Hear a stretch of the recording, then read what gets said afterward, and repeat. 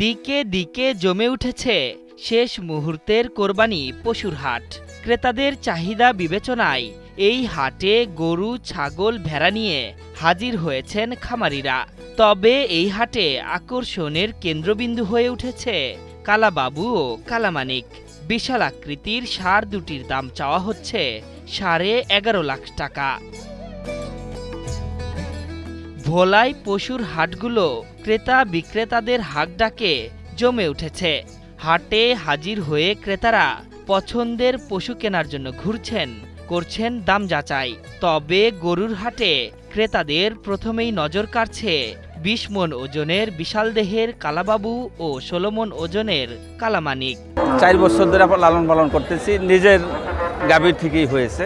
হ্যাঁ, আমার ওই পাশের গরুটা হলো ওয়েটে আছে 20 মণ প্লাস, ওটার দাম দিছি 7 লক্ষ টাকা।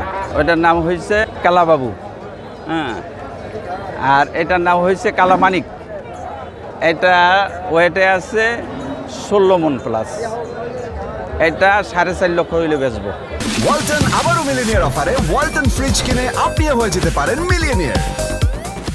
দীর্ঘ 4 বছর ধরে ফ্রিজিয়ান জাতের ষাঁড় দুটিকে পরম যত্নে লালন পালন করেছেন খামারি।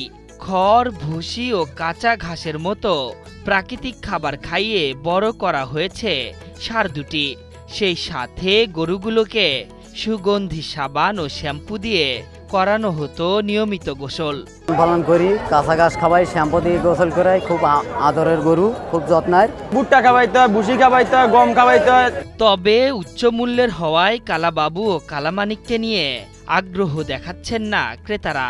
বলছেন, বিত্তবান ছাড়া সাধারণ মানুষের পক্ষে এ ধরনের গরু কেনা সম্ভব নয়। কিন্তু বর্তমান দেশের যে প্রেক্ষাপটে মানুষের কাছে, অনেকের কাছে ওই পরিমাণ হয়তো টাকা পয়সা নাই, কিন্তু খামারদের যে খরচ হিসেবে ওরা গরুর দামগুলা মানে সঠিকভাবে চাচ্ছে।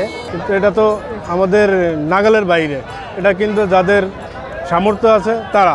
জেলায় স্থায়ী অস্থায়ী মিলিয়ে 147টি পশুর হাট বসেছে।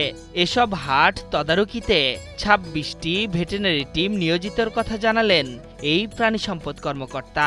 খামারিরা আমাদের পরামর্শ মতো লালন পালন করছেন, তার মধ্যে কোনো স্টেরয়েড বা অন্য কোনো অবৈধ ওষুধ ব্যবহার করে নাই। প্রাণী সম্পদ বিভাগের তথ্যানুযায়ী আসন্ন পবিত্র ঈদুল আজহা উপলক্ষে ভোলায় এবছর 90,253টি পশুর চাহিদার বিপরীতে প্রস্তুত আছে 1,02,769টি পশু। আশরাফুল ইসলাম, ৭১।